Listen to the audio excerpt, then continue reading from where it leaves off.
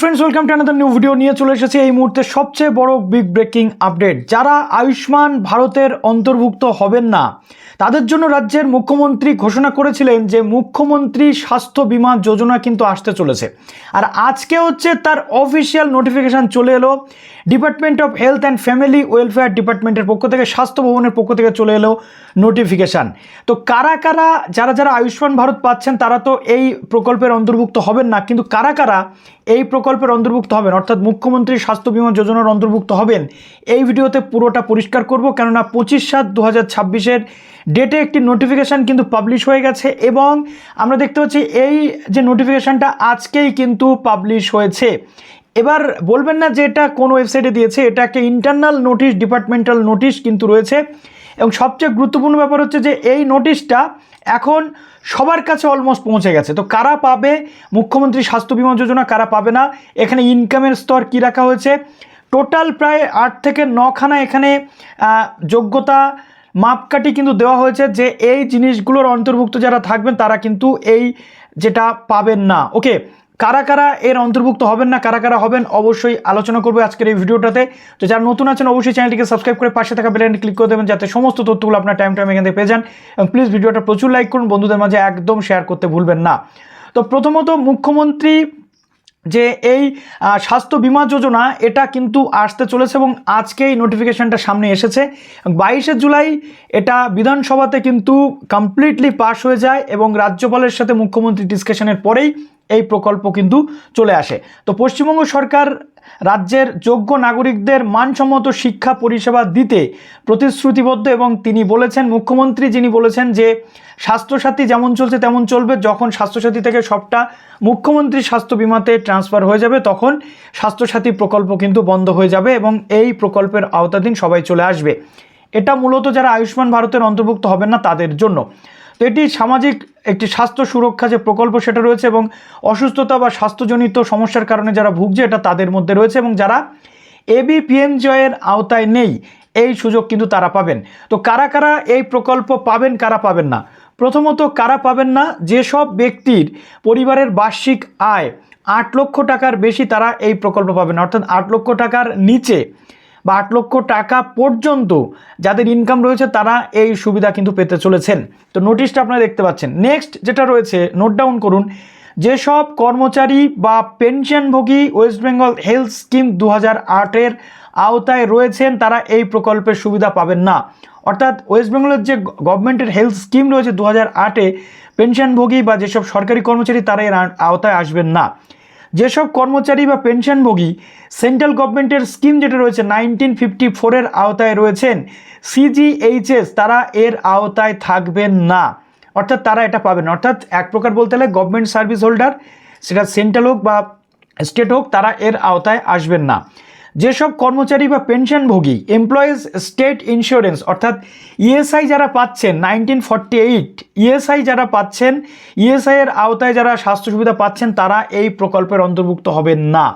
অর্থাৎ ESI যাদের নেই তারা এই প্রকল্প পাবেন আর যাদের আছে তারা পাবেন না। যেসব কর্মচারী বা পেনশনভোগী কেন্দ্র বা রাজ্য সরকারের, সেটা পাবলিক সেক্টর সংস্থা, নগর স্থানীয় সংস্থা বা আইন দ্বারা গঠিত সংস্থা, কর্পোরেশন, ট্রাস্ট, সোসাইটি, বোর্ড বা সরকারের প্রশাসনিক নিয়ন্ত্রণাধীন অন্য কোনো প্রতিষ্ঠানের গ্রুপ মেডিকেল ইন্স্যুরেন্স স্কিমের সুবিধা পাচ্ছেন তারা এটা পাবেন। অর্থাৎ সরকারের অন্তর্ভুক্ত যে কোনো পাবলিক সেক্টর সংস্থা হোক বা যাই হোক, যাতে গভর্নমেন্টের একটা ট্যাগ আছে, ওকে, সেটা কেন্দ্র বা রাজ্য সরকারের পাবলিক সেক্টর সংস্থা হোক বা যাই হোক, যদি তারা সেই গ্রুপ মেডিকেল ইন্স্যুরেন্সের সুবিধা পাচ্ছেন তাহলে তারা এটা পাবেন না। 6 নম্বর বলছে কি, যেসব রাজ্য সরকার বা কেন্দ্র সরকার অন্যান্য সরকারি সংস্থার কর্মচারী বা পেনশনভোগী সরকারি নিয়ম অনুযায়ী মেডিকেল অ্যালাওয়েন্স গ্রহণ করেন তারা এই প্রকল্পের আওতায় থাকতে পারবেন না। অর্থাৎ গভর্নমেন্ট সার্ভিস হোল্ডারদের জন্য এটা নয়, এটা বলে দেওয়া হয়েছে। এবার চলে আসে কি 7 নম্বর, পরিবারের যেসব সদস্যের বয়স 70 বছরের বেশি রয়েছেন তারা এই প্রকল্পের অন্তর্ভুক্ত হবেন না, কেননা তারা ইতিমধ্যেই আয়ুষ্মান বন্দনা স্কিম যেটা রয়েছে তার আওতায় রয়েছেন। অর্থাৎ 70 বছর বয়সী যারা বয়স্ক মানুষ তারা তো আয়ুষ্মান ভারতের অন্তর্ভুক্ত রয়েছেন, সুতরাং তারা এর আন্ডারে আসবেন না। বাদবাকি পরিবারের সবাই এর আন্ডারে আসতে পারেন যারা আয়ুষ্মান পাচ্ছেন না, যাদের RKSY 1 বা RKSY 2 বা জেনারেল কার্ড ছিল তাদের জন্য।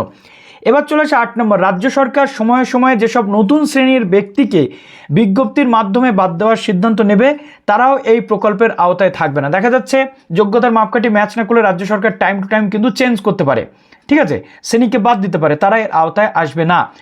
এরপরে যেটা রয়েছে 9 নম্বর, যেসব নাম এসআইআরে বাদ দেওয়া হয়েছে যেমন অনুপস্থিত অর্থাৎ অ্যাবসেন্টি, মৃত, অন্যত্র স্থানান্তরিত বা শিফটেড বা ডুপ্লিকেট, তাদের নাম এই প্রকল্পে থাকবে না। কিন্তু যারা জেনুইন ভোটার ছিল, এসআইআরে বাদ গেছে, ট্রাইব্যুনালে রয়েছে, তাদের কথা কিন্তু বলেনি যে তারা বাদ যাবেন, তারা কিন্তু পাবেন। বিশেষ ক্ষেত্রে বলা হচ্ছে যে ট্রাইব্যুনাল এসআইআর বা সিএ এর অধীনে বিচারাধীন আবেদন যেসব রয়েছে, যেসব ব্যক্তির আবেদন সিএ এর উপযুক্ত কর্তৃপক্ষ অথবা এসআইআর এর বিচার ট্রাইব্যুনালের কাছে বিচারাধীন রয়েছে, শুধুমাত্র সেই কারণে তারা প্রকল্প থেকে কিন্তু বাদ যাবে না।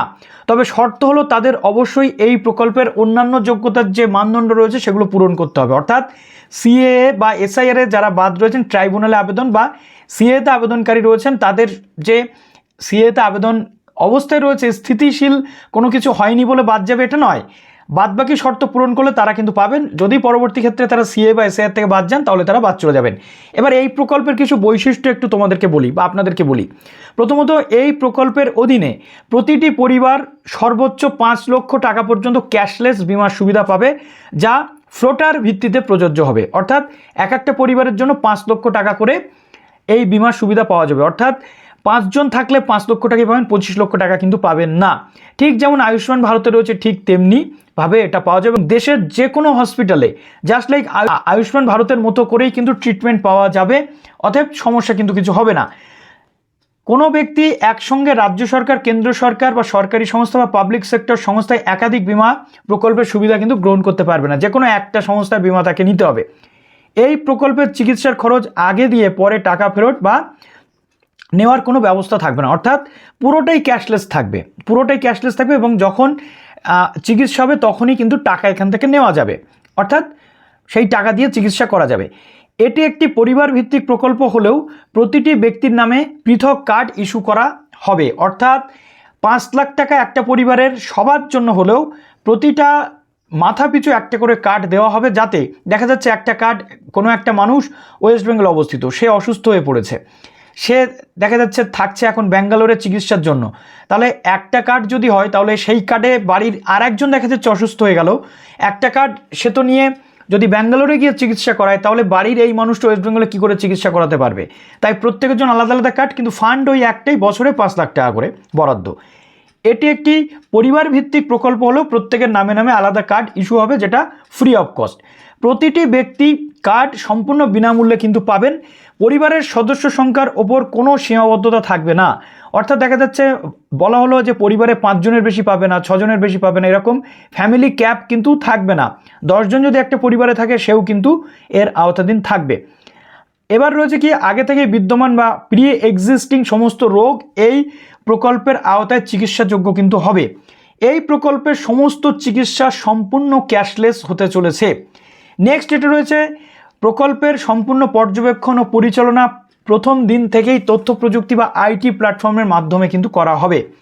10 নম্বর বলা হচ্ছে কি, নাম নথিভুক্তকরণ, অর্থাৎ এনরোলমেন্ট, হাসপাতালে ভর্তি বা অ্যাডমিশন এবং হাসপাতাল থেকে ছাড়পত্র বা ডিসচার্জের সমস্ত সময় আধার ভিত্তিক পরিচয় যাচাই বাধ্যতামূলক হবে। অর্থাৎ সবটাই আধার বেসড হতে চলেছে। চিকিৎসা প্রদান করা হবে আয়ুষ্মান ভারত পিএমজেএ এর নির্দেশিকা অনুযায়ী। অর্থাৎ আয়ুষ্মান ভারতের যে সিস্টেম সেই সিস্টেমে চলবে, কিন্তু যারা আয়ুষ্মান ভারতে থাকবে না, মুখ্যমন্ত্রী স্বাস্থ্য বীমা যোজনার মাধ্যমে একই সিস্টেমে তাদের এই ট্রিটমেন্ট হবে। এবার যেটা বলা হচ্ছে কি, আয়ুষ্মান ভারত হেলথ অ্যাকাউন্ট অর্থাৎ আভা ব্যবহার করা কিন্তু বাধ্যতামূলক এখানে থাকবে। অর্থাৎ আভা কার্ড প্রত্যেকের কিন্তু ম্যান্ডেটরি হতে চলেছে। নেক্সট যেটা রয়েছে কি, এই প্রকল্পের অধীনে চিকিৎসা এবিপিএমজেএ এর তালিকাভুক্ত হাসপাতাল থেকে পাওয়া যাবে। অর্থাৎ আয়ুষ্মান ভারতের অন্তর্ভুক্ত যে সমস্ত এমপ্যানেল হাসপাতাল থাকবে সেই সব হাসপাতাল থেকে মুখ্যমন্ত্রী স্বাস্থ্য বীমা যোজনার ট্রিটমেন্টও কিন্তু পাওয়া যাবে।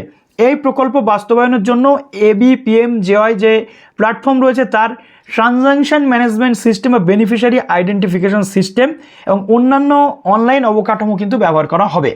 গেল। এবার এখানে বলছে কি যে পরিবারের সংজ্ঞাটা কি, 2011 এর এসিসিসি অনুযায়ী, যেটা আমরা পিএমজেওয়াই বা আয়ুষ্মান ভারতের ক্ষেত্রে দেখেছি সেম সিস্টেম কিন্তু এখানে দেখা হবে।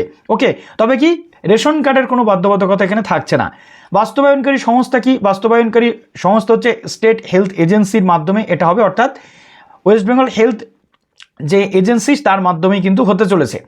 এবার রয়েছে কি বিজ্ঞপ্তি জারি কি 22/7/2026 তারিখের মন্ত্রিসভার যে অনুমোদন 99 অনুযায়ী এটি জারি করা হয়েছে। এবার কবে থেকে এর অ্যাপ্লিকেশন শুরু হবে, কি বৃত্তান্ত, সেগুলো পরপর এসওপি আসবে, অনলাইন কি হবে নাকি অফলাইন হবে সেগুলো আমি আপনাদেরকে জানিয়ে দেবো। আপাতত জাস্ট যেটুকু তথ্য পেয়েছি আপনাদেরকে আমি জানিয়েছি।